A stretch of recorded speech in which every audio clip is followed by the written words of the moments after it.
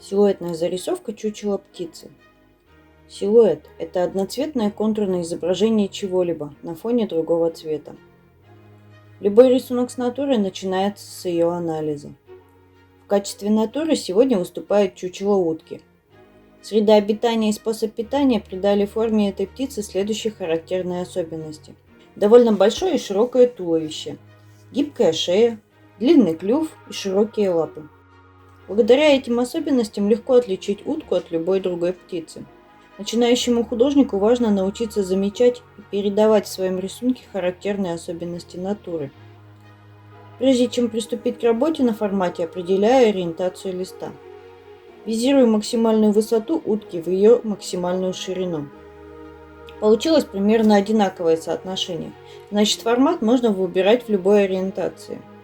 Я выбираю горизонтальный, так как, на мой взгляд, он лучше всего подчеркивает характер формы утки. Размещаю габаритный квадрат в листе. Этот этап называется компоновка. Он один из самых важных в любой работе. Верная компоновка считается тогда, когда не хочется изменить размер изображения, увеличить или уменьшить, или передвинуть. Изображение утки я размещаю чуть правее середины, чтобы рисунок получился более уравновешенным. Для дальнейшего визирования пропорций определяю модуль. Модуль – это величина, которой измеряется все остальное. За модуль я возьму длину головы от клюва до затылка.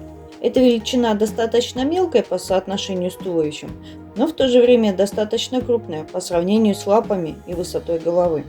Ей будет удобно измерять все необходимые параметры. Визирую, сколько раз длина головы укладывается в высоту птицы. Получается 2,5. Делю высоту на нужное количество отрезков. Один получившийся отрезок – это длина головы или искомый модуль. Рисую голову. Длину я только что высчитала, а высоту визирую относительно модуля.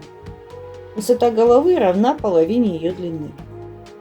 Рисую клюв, а череп обозначаю овалом. Туловище утки находится под углом к горизонтальной поверхности. Визирую угол наклона и фиксирую его на листе. Считаю, сколько раз модуль укладывается в длину туловища. Получается 2,5 раза.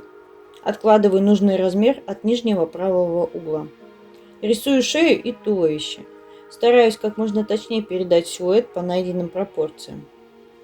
Высота туловища в самом широком месте равна длине головы. Проверяю, чтобы на рисунке это было так же.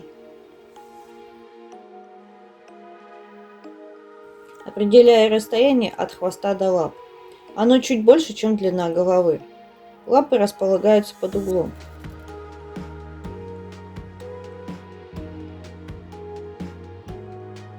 Длина лап равна половине модуля.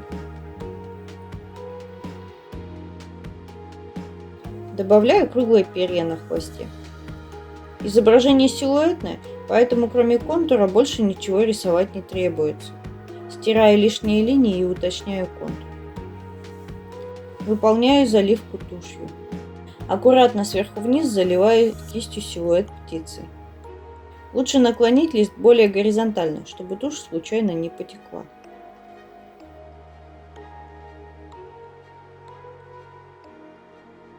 Силуэтная зарисовка чучела птицы завершена.